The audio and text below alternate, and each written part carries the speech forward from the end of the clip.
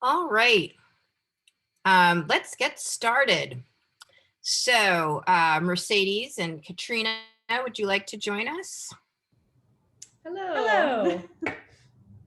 Hello, everyone. Thank you so much for coming. I don't know why I seem to have two squares on this Zoom, but thank you to everyone who's joined us today.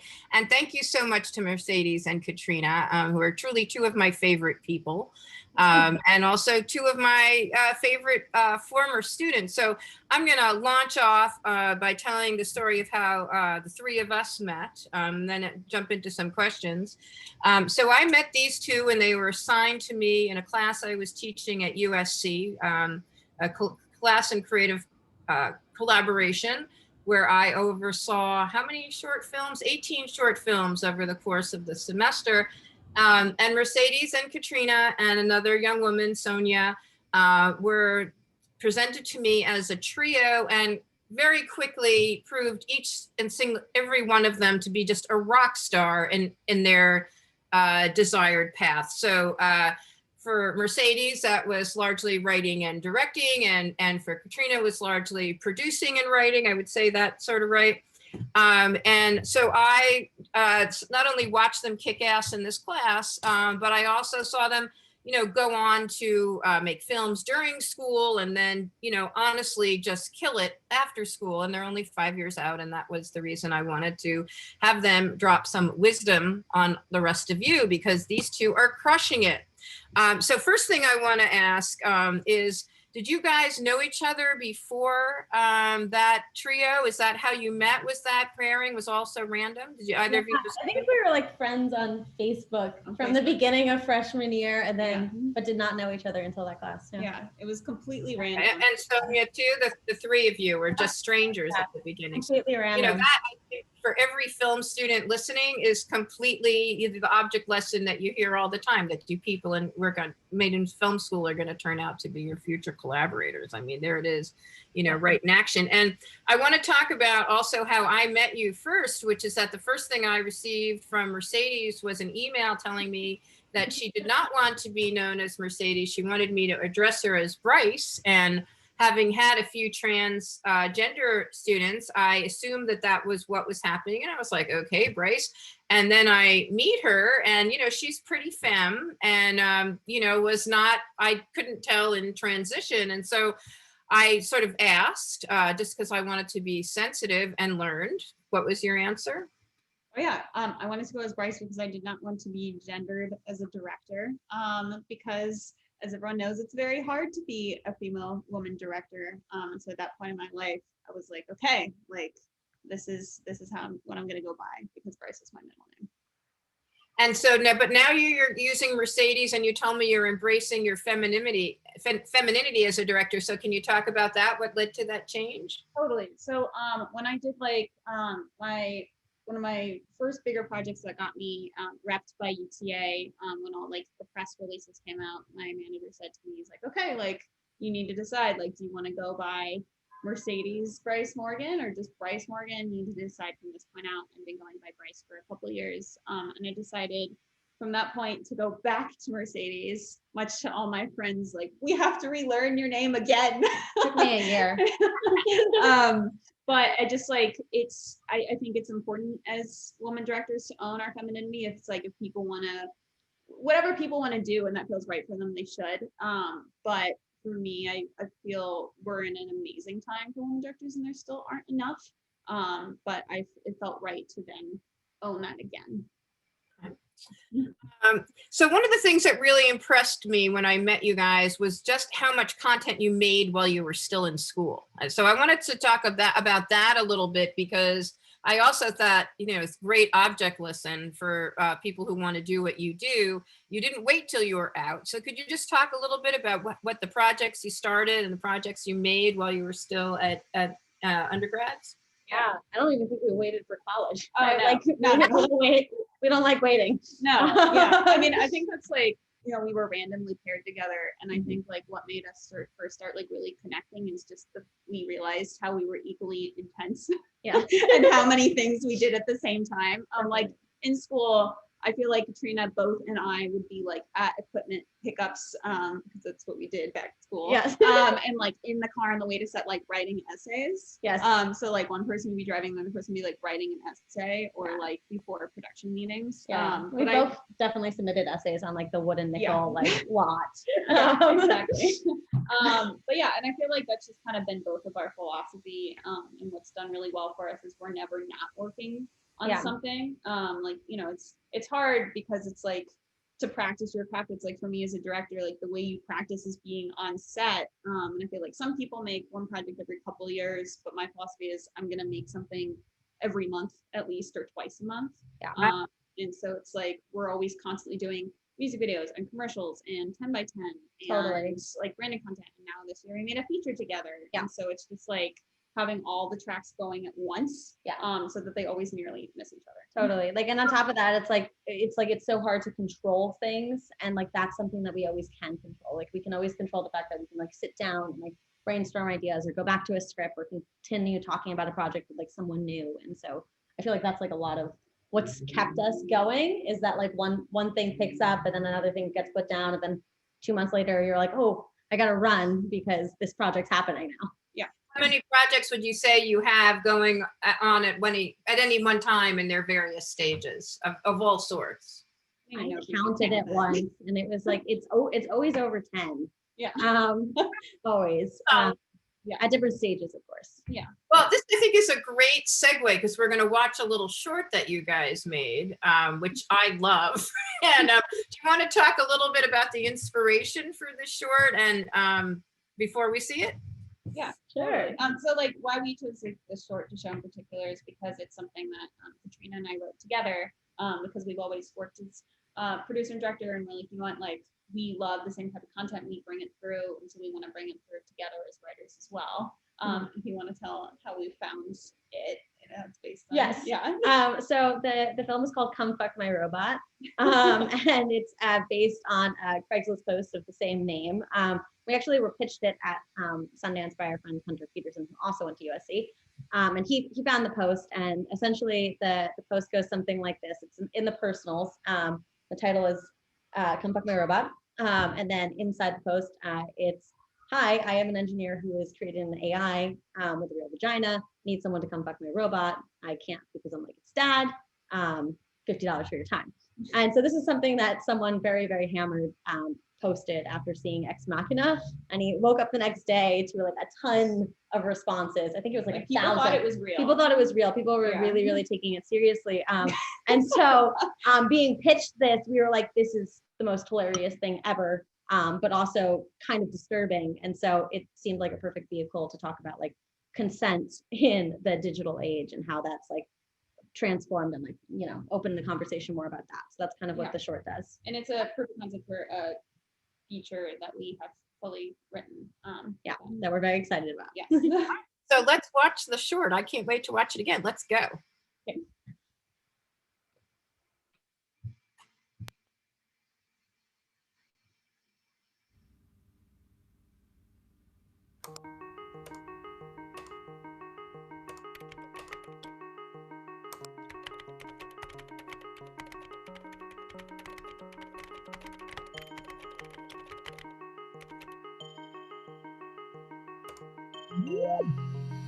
Yo, Brian, what's going on, dude? I whale hunted a rando at Cabo last week. You know, the brothers all throw in $5 and whoever bangs out the fattest chick wins the pot. I took her out to the ocean to raw dog it, but we nearly drowned. So I took her back to the porta potty while the other brothers cheered me on. One of the brothers later that day started making out with her, but that chick was blackout. I asked him how I tasted and he emptied his stomach onto the entire dance floor. Unfortunately, none of the rushies got to contribute to the sperm bank, but fuck it. We all had a good time. You probably don't understand that just yet, do you, virgin?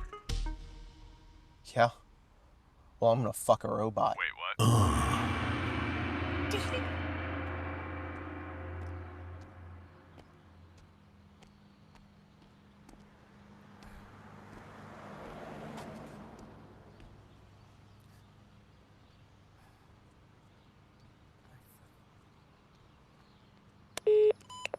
Yes?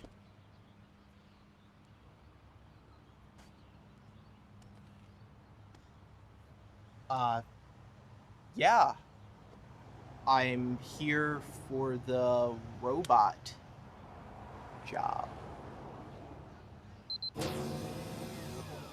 Please come in. Cool.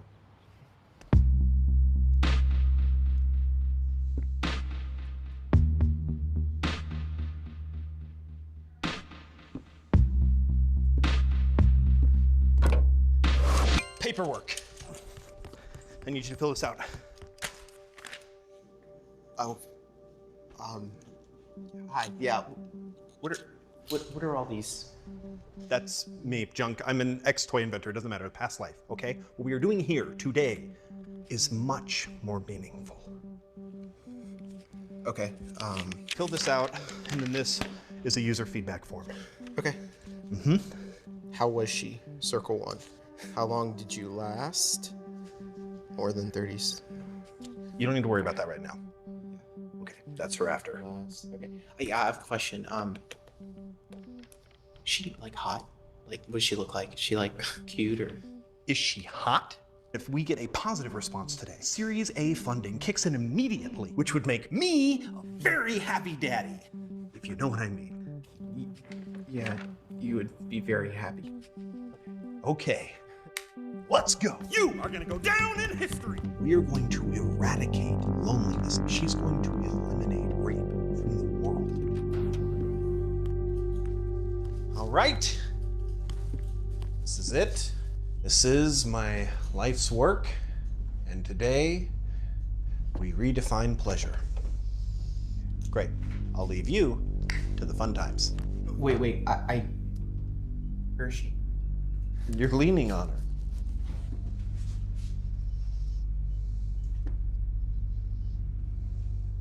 She's in the box.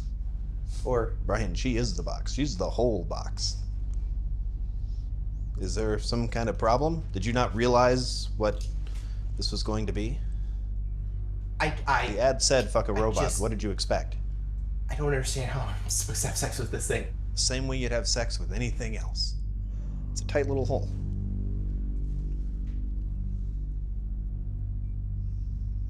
Do I need lube? No. Okay, yeah, and after, like, when I'm done, like, if you know, where Brian, is it? do you want your $50 or not? Well, I'll do it. I'll do it. All right, let's get started. Run program Sex Machina. Proceed.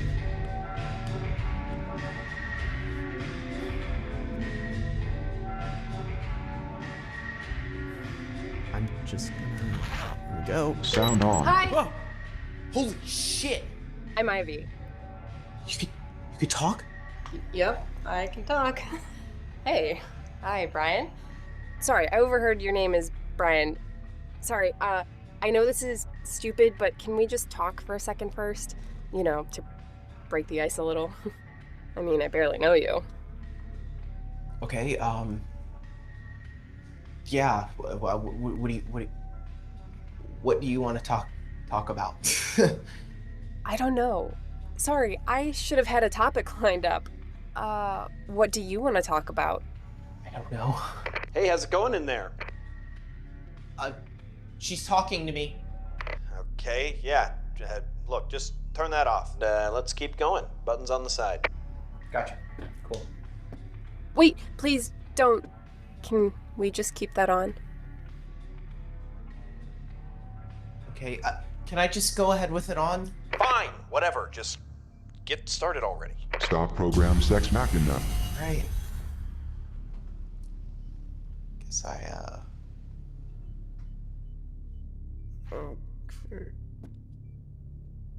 Ow! Oh, my dick! Oh, did you just shock me? Sorry. Ah. Sorry. Why don't we just talk a little more? We could even talk about sex if you want. Okay. Wait, have you never done this before? Nope.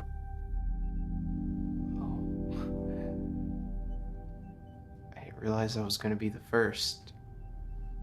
Sorry, it's nothing against you, Brian. We could just try it, and if you don't like it, I don't know. Please. It's just that I don't feel ready. I leave for college in 2 weeks. I need this. I want to be ready. I actually think I'd enjoy orgasms. Those people in porn seem to like them a lot. Wait, you watch porn? Yup. My dad made me study tens of thousands of hours of it, actually. Wow. You might have seen more than me then. Have you ever made someone orgasm? Oh, yeah, multiple times. You're lying. No, I'm not. Yes, you are. I can sense your vitals.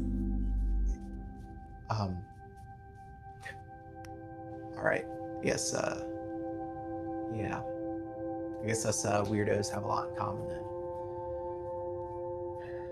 I've actually never really had sex with anyone either.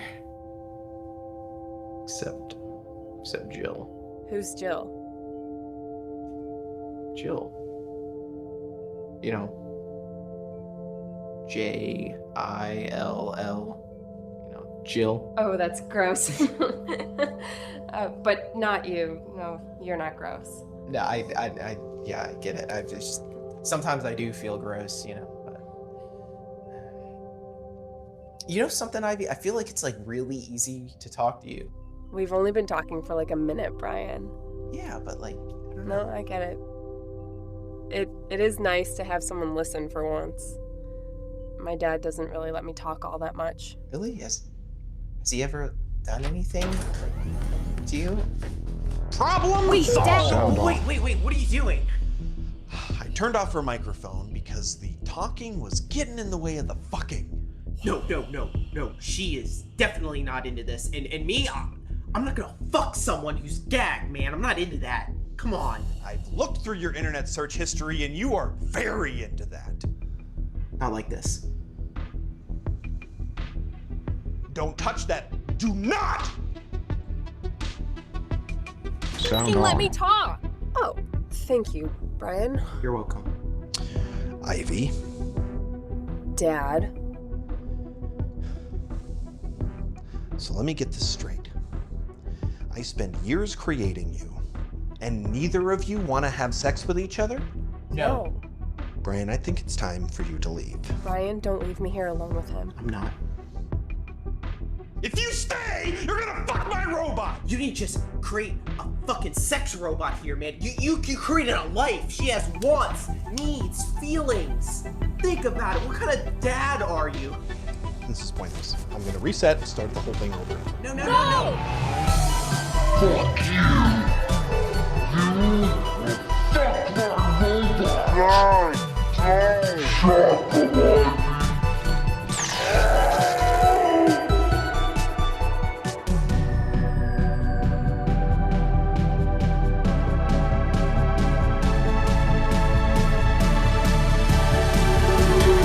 Security system activating.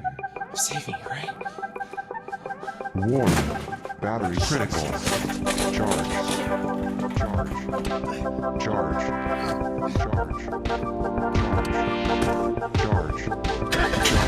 Power restored. Brian! You are really something, you know that, Ivy? Wait, do you think you're gonna get to fuck me now? What? You think that because you saved me from my dad, I'm going to reward you with sex? What? No,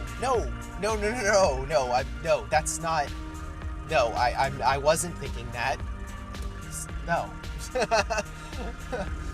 Yes, you were. Look, shared trauma isn't exactly a turn on, so I need you to put any sexual thoughts out of your head, okay? Can you do that for me? Fuck off, Chaz. I won't. I'm sorry. You are cute, though. What?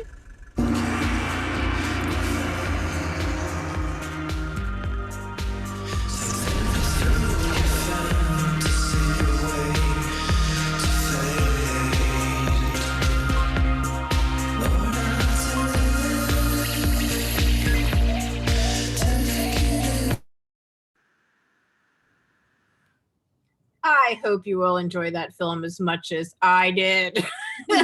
It's so great. And a story could have gone in so many different ways from that Craigslist ad, and the fact that you made it a film about consent, that's both wildly funny and very inappropriate, and maybe that's why it's so wildly funny. I think it's really the genius of it. So you said before that you have a feature script, and so this is your proof of concept, and now so talk a little bit about that. What's happened with that? Yeah. We wrote it together with Hunter, who also wrote the short. And that's something, we have a couple of features, but that's something that we hope to, shoot soon. And it's always great to have proof of concept, because people get to, like you said, there's so many different ways that this project could go. And so I feel like it really helps showcase this is the vibe that we are going for. Yes. Yeah. In the conversations that we do have going that we can't talk about yet, it's definitely helping to serve, especially with the tone. It's always good with anything that's a very specific tone, or as out there as something that's called "Come Fuck My Robot," to be look here, this is what we're doing. Yeah. Exactly. Yeah. And so let's talk a little bit about, I know you're working together a lot now, and we're going to talk about some stuff that you were just doing. But before we get there, I'd like you to talk a little bit about your individual paths. You always sort of stayed connected before you really solidified, as I know, into the partnership you are now. But talk a little bit about your individual paths, and then how you came back together. Totally. Yeah. So when I was at USC, I made something called Virtual Morality, which is interactive. And if people haven't played it before, it's video games, choose your own adventure type thing, but with cinema. And so it's great because you get to watch something and play it like 100 different ways. So it was cool. I made that in school for almost no money, and we went viral, and we had people like PewDiePie and all these other top YouTubers reviewing it, and we were on the front page of Reddit. And so it was awesome, as it was able to kind of kickstart my career. And so after that, I was able to go to different companies and kind of have that to put my name on. And then I started doing all these music videos. And so like the biggest music video, I've done a lot of Marshmello music videos and a lot for a lot of other artists, but the biggest one I've done is called Happier for Bastille and Marshmello. And it was cool. It was #1 trending on YouTube, and it was nominated for a VMA. And I think it has something like 800 million views now. But it's cool because all of our projects are very different. Like Happier is about Miranda Cosgrove and her dog, very different from Come Fuck My Robot. And I've also done like a lot of series, like I did Stargate for MGM, and I've done a Facebook Watch show, and I've done a Snapchat show. And then this year has been our feature that we did together, my first feature. But that's just kind of like a run of what happened from USC until now. Yeah. It's kind of like a lot of different mediums, that's for sure. Like I think that like mine also is like starting out, like we did like a bunch of like shorts and things like that, but then like as soon as I got out of USC, it was focusing on producing like indie features, and so I really like dove like head first into like that world, and then got quickly like sideswept into Disney because I was given an opportunity that all my friends told me I should not refuse. So I got to work as a producer for Disney for a little over 2 years, which was great to get like the corporate experience. It's like, you know, great in knowing what you do like, and also great in knowing like what isn't exactly for you. After that, actually, we were developing Fixation while I was at Disney, and I left to like further pursue like mostly our projects. Right, because you began to feel like it was happening, right? So yeah, exactly. Yeah. My life was always in the indie world too, so yeah, I'm a sucker for it. Yeah. So let's talk a little bit about Fixation. Tell us what the film is about, and also I understand that you have a special opportunity for our viewers today to become a part of a test screening that you will. If anyone wants to, they can email and us at NYU, and we will supply them with a screening link and also a link to a Zoom focus group for Friday. Yes. So I think that is a very, very cool opportunity. I don't know if any of the listeners have gone through the test process. And it's a very interesting one. It's really an opportunity to help the filmmakers at a point where they need virgin eyes to really help them shape their final product. And I can see that Gracie has dropped in the chat her email if you'd like to take part. I'm taking part. I can't wait to see what these two are up to. Will you talk a little bit more about Fixation and the film, and what was its inspiration, and also how you made it? Yeah, well, we can talk a little bit about like how it came together, just to like begin with. So it came together with me and Mercedes, obviously always like want to work together. I had worked with another writer, Will Frank, on actually my first feature that I produced. He also was a producer on. And so I met him through that, and I was like, oh, we all really like weird, wacky, psychological shit. Like we should all work on something together. So Fixation, like for me, is like the first project that has come through in fruition, that started by me connecting people, which was really, really exciting. And so me and like Will and you got together and like really like hit it off in terms of like what we wanted to do. And like we all your respective roles on the project. So we all developed the story together, and then Will wrote it and obviously directed, produced. And that was a really great process because there's like at least like a half a year of just like brainstorming ideas and like tons of Google Docs before we really landed on what we wanted to do. Yeah, and without like giving too much away, but it's a psychological thriller, and so like when we developed it, like we really love surrealism, and also thrillers, and it's something that's like it's amazing. Like what's really cool is to see is like there's a lot in both genre, but when you really look at it, there's not a lot that crossover to both, and so we're like, okay, cool. How do we take both of our loves and then see this. And so it's about this woman who wakes up in this psychiatric hospital who doesn't know how she got there, and she's put on trial. And as things unfold, things are very, very much not as they seem. Yeah. Okay. Yes. I can't wait. It sounds delicious. And I'm a person who likes that kind of sick thing and writes that sort of sick thing. So We made it for you. Yeah. Yeah. Yes. appreciate that. So let me ask you, you shot this movie in Canada, right? We did. Yes. During COVID. Oh yes. Yes. Oh It was yes, we very did. intense. Yeah. We moved to Canada for 4 months. Yeah. Let's talk about a little, and also about, how you found the financing that, you talked about how it creatively came together. And I'd be curious to see how it came together financially, how you were able to put the money together, because that's always the magic trick. And then also talk about your experience shooting in Canada during COVID, you crazy people. Yeah. Well, Will knew these two amazing Canadian producers that he had just worked with on another movie called The Toll, which was going to be at South by last year. So you just froze. That's okay. And so he actually connected us with them at 4am Film Studios, and they found the financing for us.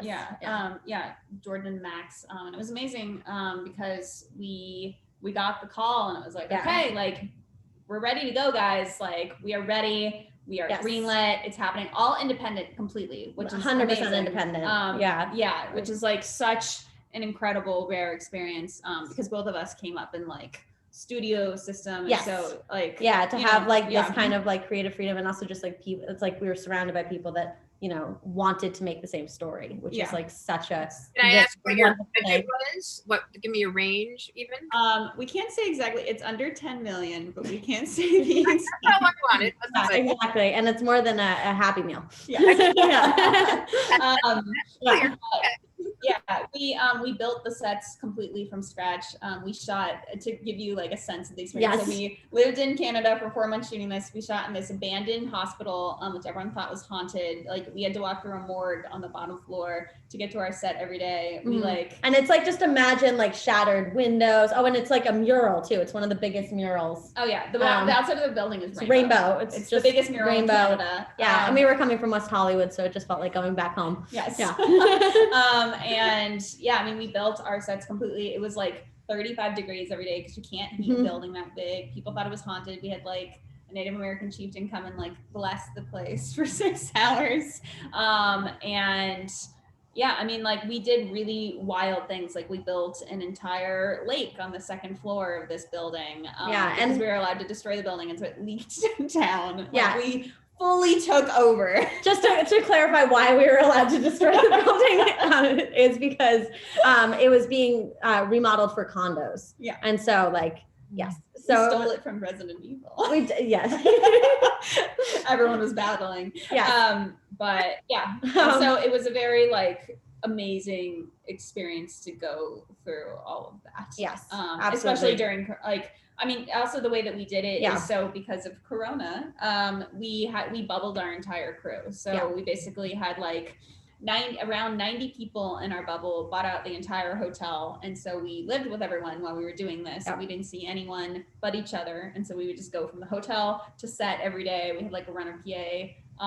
Who knew everyone's orders. Yeah. And so what was really cool about that is as a director, I had access to all crew all the time. So it would be okay, with my with our lead, we'd be let's do a dance rehearsal. Great, the choreographer's right there on the second floor. Totally. Let's just go and dance for a couple hours. Yeah, it's the production office was literally right downstairs from my room. I was I never have to leave. Yeah, we cast the entire thing through Zoom.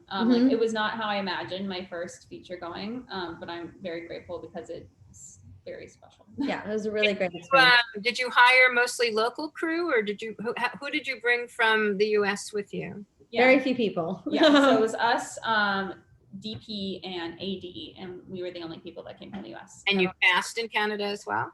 And two of our leads were from the US. Yeah. Cool.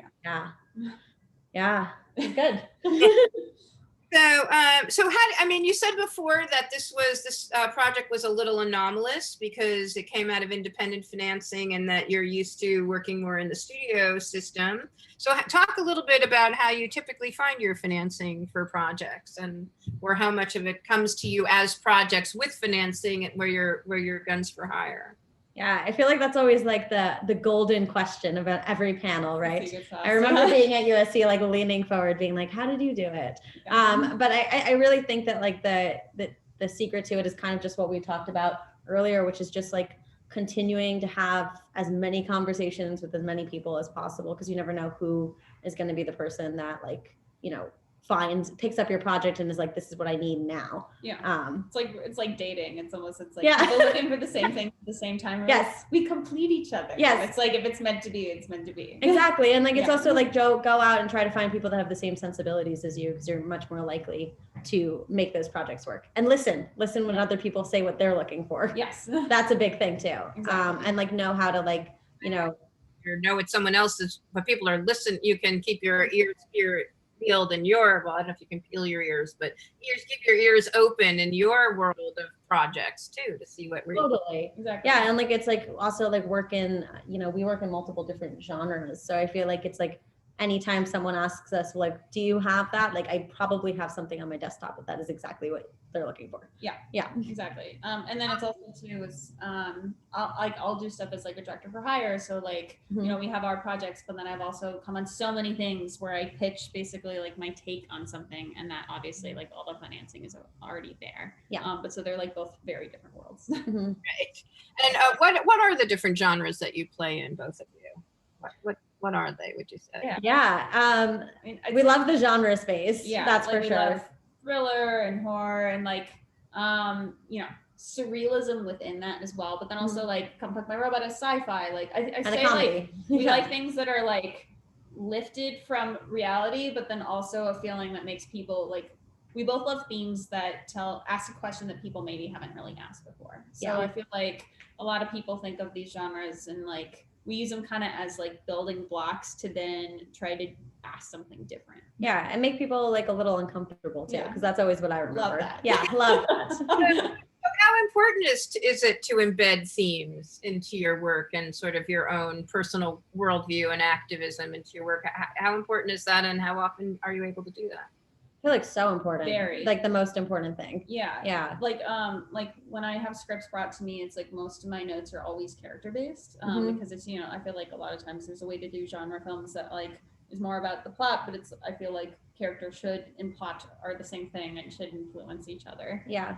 Definitely. Yeah. Yeah, and like, and just in terms of like what we have such a platform in Hollywood to like be able to discuss things, and I think that something that like you and I both align on is like, we don't want to ever hit the audience over the head.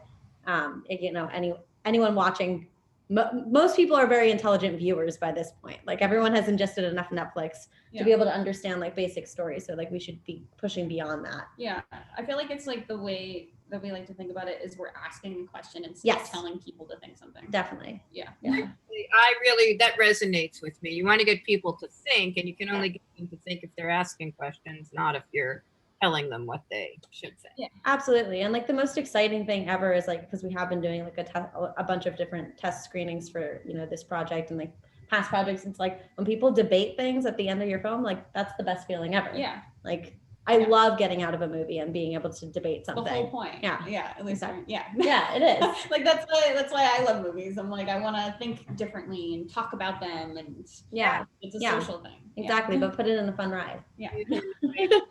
World, right? All of that. Yeah. So I want to switch gears a little bit.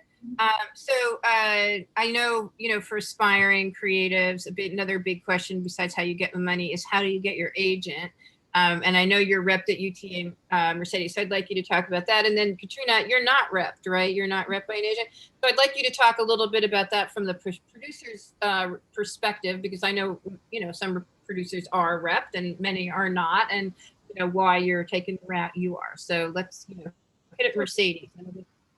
Yeah, totally. So I met my manager through an exec that I work with, and she said like, hey, you would work very well with him. And so I was with him first, and then when I got Stargate with MGM, there were like a ton of articles, like 30 different articles went out in the trades. And so what happened, which was very, very helpful, is when I posted on Facebook, I had all these different friends at agencies, and a lot of friends were like assistants. And so like everyone told everyone, and they told other agents, and if they're assistants, they told their bosses. And so all of a sudden I had meetings set up at like 6 different agencies. And so what's cool is I got to do, you know, kind of the whole thing of going to each and sitting at the tables and like seeing, it's like, okay, like what is your take on my career and what do you think works best? And so I went with UTA because they were the best fit. And I feel like everyone has like a different path of how they find their agents, but that's what it was for me. And so it was really awesome is like when we did fixation, like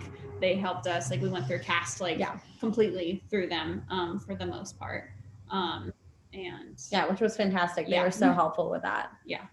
Which was a really great experience. Yeah. And then to speak to myself, I've only like very like recently, like the last like year and a half, I feel like have been manifesting like also writing. And like, you know, we've come together and been decided to be like writing partners more officially. Yeah. So we've actually been going on all of our pitches together. Yeah. Her reps just sent us both on things, which is a funny coincidence. But like in terms of like, you know, producers having reps, I've heard from some people who love having reps and other people that go like different paths. I know that for myself, like going through UTA for fixation has been like so helpful in like working with the agency system. And so looking forward to doing more of that. Okay, so I'm gonna, what is your distribution strategy for fixation? What now, because you put it together independently. And so now that once the movie's locked, what happens next? Yeah, so I mean, obviously like, because it's independent, like so many things are always like moving around in the background, but UTA has put their support behind it. So we know that we're gonna be talking strategy with them in terms of like festivals and what streaming platform to go to. Yeah.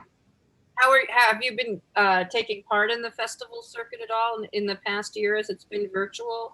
What has that been like? Yeah, we actually did for Come Fuck My Robot. Yeah, was at Fantasia's, and that was very interesting. Watching like a festival unfold on your laptop. But yeah, I feel like they did a really good job of it. Yeah, you know? We've done everything over Zoom. Like, we've done festival thing. It's like we've done pitches over Zoom. So many, which I love pitching and over Zoom. Yeah, it's fantastic. We've cast over Zoom, shot list the entire movie over Zoom. We've done everything over this. Yeah, this is just a commercial for Zoom. Yeah, exactly. We do everything over Zoom, and like our Nespresso machine is like right there, so we drink too much coffee and sit here and Zoom. And so the I want to take another little twist and direction. So Mercedes, I know you pioneered a piece of equipment with your dad, right? I've seen pictures of it. I can see what it does, but you know, I'm not really technical. Can you talk about what this is and how you've used this piece of equipment also to help boost your career? Totally. So it's called the Anglerbot. And basically like Come Fuck My Robot is a great example of like, there's a couple of shots in there. It's a robotic arm that my dad and I put together specifically for this, for filmmaking, and we rent it out. But it's like, if you see a couple of the shots, like the shot where they're fighting and it goes back and forth, it's because it's on our motion control robotic arm. So it's a robot filming robot. It's very fun. But the reason why I did it is because actually one of the first projects we worked on together, I was like, Katrina, I need a bolt.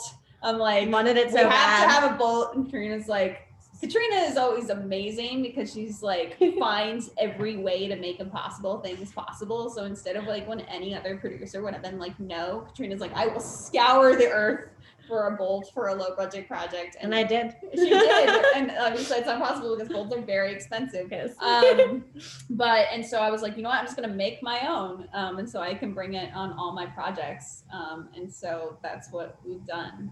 Because I think it's like, you should find a way to make what it's like all of our projects. They were like, how are we going to do this? And then we make it happen. So it's the same for equipment. How are you going to do it? You do it. Yeah. Other equipment ideas in that kicking around? You're going to start a whole sideline of creating new robotic arms and Probably, I mean, I don't know. My dad's an engineer. That's why like it worked well to partner together.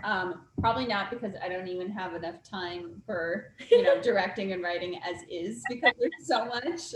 So I'll let him take that and I'll just stick with the angler bot. But it's been fun. It's like, it's such a cool, different facet of the industry. And you can make some money off it, right? Because you rent it out when you're not using it. Yeah. Hell yeah. Yeah. Brilliant. So let me switch gears again. And this is for both of you. Is there either one of these? I mean, we talked a little bit about genre that you work within, but is there a particular aesthetic that you think you're promoting or a particular agenda? I know you're both have opinions about many things, so that's a little bit of a leading question. So I led you down it. Go answer. Totally. Yeah. I'd say for aesthetic, I love things that have like a very heightened aesthetic and are very much people who watch Fixation will see that. Yes. But I believe that something like should have very smart dialogue, but I also think that you should be able to mute it and tell what's happening by the visuals.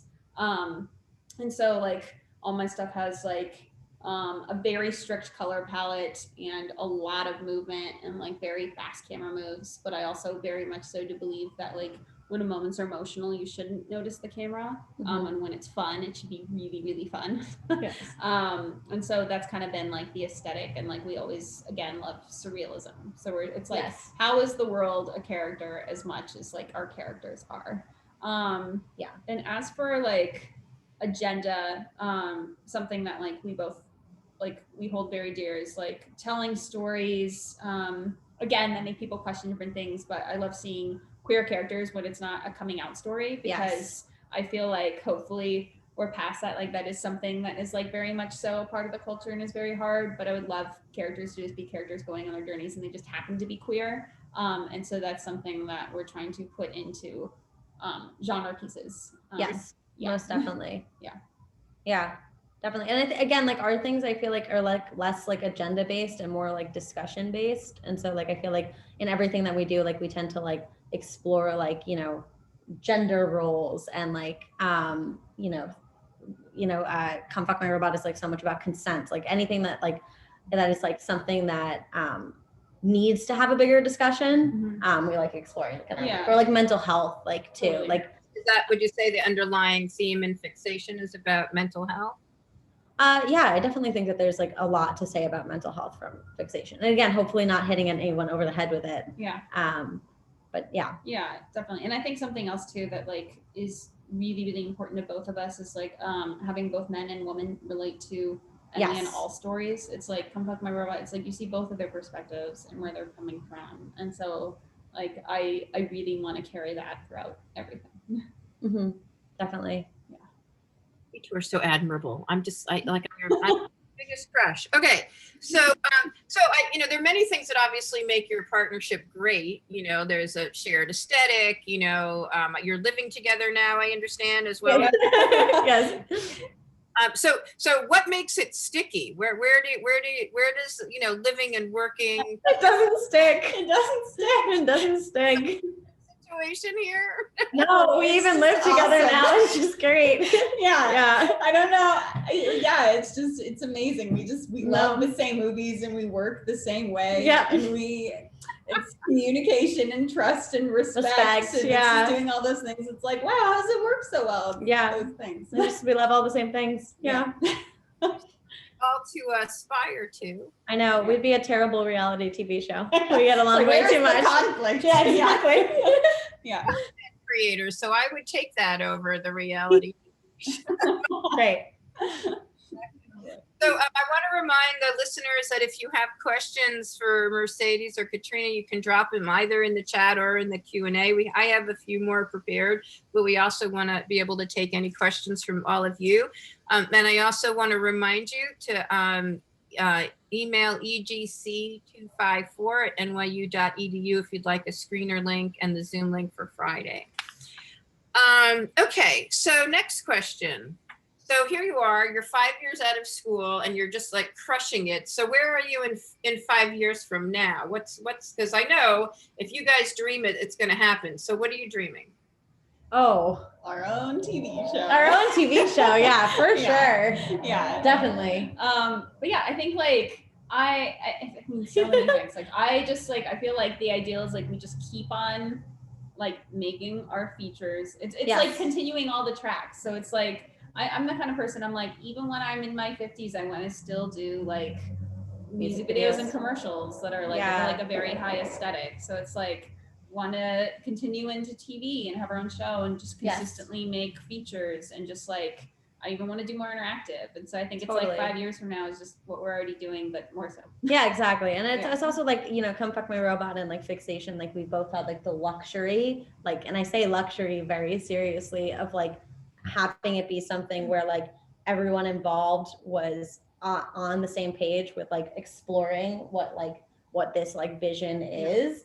And you know, it's so lucky to have like the financing come into place for something that, you know, you're not fighting all of the fights that you always hear about like coming into this industry. Totally. And so I feel like if we're able to have those same things on our future projects, then, you know, we're doing everything well. Yeah. I've always subscribed to the philosophy that the good people attract the good people. I mean, every once in a while you run into a lunatic, but you know, continue just to work hard and, you know, put out good energy. You bring people, you know, with good energy.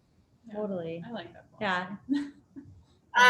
Okay, so here's an anonymous attendee. Would like to know, what do you work on in between commissioned or funded projects? What's paying the bills? This. Yeah. Yeah. That's what, I mean, we're just very, I don't want to say lucky because I don't like that. I think we work very hard. We do work very hard. But yeah, I mean, like these we're so fortunate that our creative projects do fund the bills.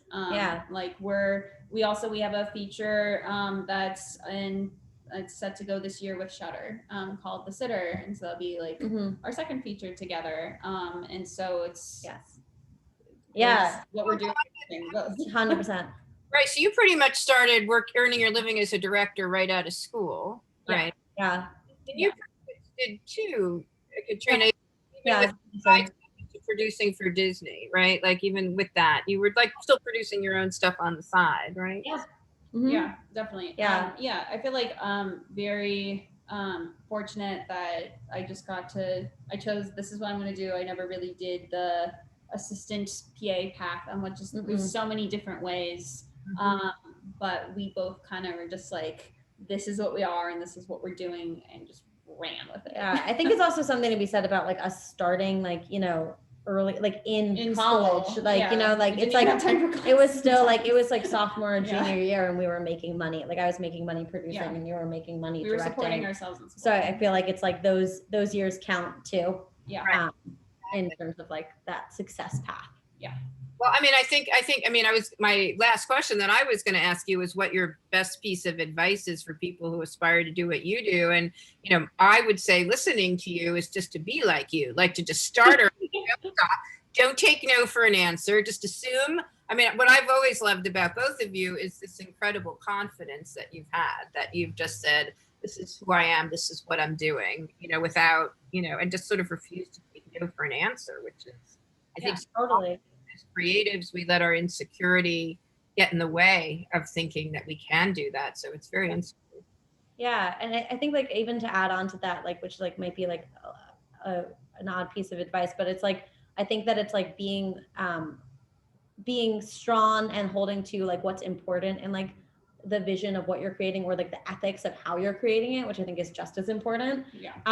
But also like knowing that there's like so many different ways that you're going to like get there, and like, you know, being open to like there's like been times where like someone's like, oh, like we're looking for this to be like a horror movie, and we had something that was a comedy, and then we rethought of it as a horror movie, and it wasn't like us changing like the central idea at all, or like the vision that was important to us. It was like us being like, oh, that's like a fun way that could develop. Yeah, that's a flavor. Yeah. Exactly. So I think it's like being open to things moving in different directions when opportunities present themselves, rather than like being like, this is my one project and it must be exactly like that. Because I think that, you know, hopefully there's so many projects that we get to do in our career that it's okay for things to be malleable and to move around. Totally. I think that's helped us a lot. Yeah. And I think like my piece of advice too is like, it's it's gonna sound annoying, but then I'll say it in a way that is hopefully more unique and helpful to people. But it's just like make stuff all the time. Like, Yes. I think so many people in film school, it's like you make a short and it's not exactly how you imagine, because of course,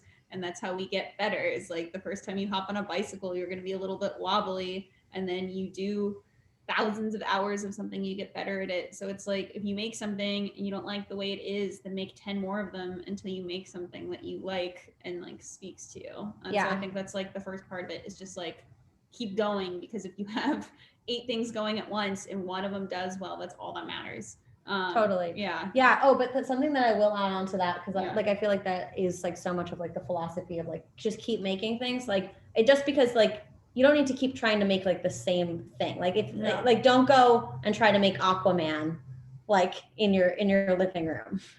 So I think it's also like being like aware of like what are the elements that you have around you that can like make you like a success. Like I feel like my like low budget thing when I first started out was like I was like go down your list of like actors and locations and like you know, your aunt who happens to have a weird hippie bus, and like think of all the things that are like cool or production value or speak to you as an artist, and then like go and find those things to like start out with something that's like lower budget. Totally. And I think like the last thing too that like really helped me is like it's the working in school thing. It's like the fact that we were both making a living in school. Like for me, it's because I had a website and a reel, and so it's like when someone was like, hey Mercedes, like I want you to meet this exec, and they would just send that to them, and it was pitchable. Whereas like a lot of other people I know have made really great stuff, but they're not pitchable. Yes. And so it's just like make yourself an easy link to send, Yes. so people can be like, ah, yes, like I know what she is. Like, Definitely. we get that. You have to be ready to sell yourself, and particularly for in working in a visual medium, to be able to show clips is, I think, vital to be able to Definitely. say who I am. Yeah. Oh, and meet everyone. Yeah. Meet literally anyone who wants to meet you. Go meet them. Yeah. Because you never know. Yeah. I want to just, before we wrap up, I want to just jump back to the robot movie for a second, just because I love the idea that you made it as a proof of concept to establish tone, that you have the script ready. And I was just wondering, can you talk a little bit about how, I mean, obviously you had one really main location, right? Mm-hmm. Can you just talk a little bit about how long you shot for, how you cast, what kind of limitations you had? Yeah. Totally. So it's really fun. Like the main actor, Nick, actually we saw in a Sundance film that we absolutely loved called Adam. Yeah. And we were like, oh, we want to work with that guy. Which is really funny because the other lead is actually going to be in one of our next movies. Yeah. So we really love the movie. We really loved the casting in Adam. Yeah. But so we went through like the agency route to get to him specifically. We flew him over from Florida. Flew him over from Florida. LA. Yes, 100%. And then in terms of what was the second half of your question? Just like how many days? The budget. What were the limitations, and how did you overcome them? Yeah. Totally. Yeah. So we shot a long weekend. Yeah. Shot a long weekend. And I think that's also something else that we both learned together too, is like doing limiting locations. Like instead of going out, it's like we could have done the same short and been like, let's go to 8 locations, but it's like, no, let's stay at the same one and build what's in this location and really make the most of it and get more coverage and time with actors and everything, and spend our money on less instead of too much. Yeah. And where did you build that robot room? It wasn't in that actual house, right? Or No, it was actually in a bedroom. Yeah. We moved the bed. The hallway they go down is it's a closet. Yeah. Yeah. Yeah. We found a very modern house and then modded it out and stripped stuff out. Yeah. Yeah. That's great. Do we have any final questions from our participants? Let me take one last look. We have no open questions. Is there anything else that you guys would like to add? Anything about where people can follow you or check out more about your work? I think you can follow both of us on Instagram. You can find us on you can also my work is on my website, mercedesmorganfilm.com. It's exciting. Would love to, it'd be cool to meet some people in our feedback screening for Fixation, because it's a thriller, so it's awesome to hear what twists and turns people feel at what point. Definitely. I see that we already have one volunteer. I hope there are more. Yeah. Great.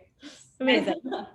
Katrina? No, nothing to add really. Just like feel free to reach out to either of us because both of us are happy to talk to anyone if they have any questions or thoughts. That's very kind of you. All right. Thank you both so much. It's always lovely to see you over Zoom or otherwise. Thank you so much for sharing your wisdom. You're both just, as you know, I just sit in awe at how you're crushing this whole thing. And I really just think you're both excellent. I love you both, and thank you for giving us your time. Back at you. Yeah, seriously. This is wonderful. Thank you guys. Thank Talk you. to you. Bye. Thanks everyone for coming. Thanks.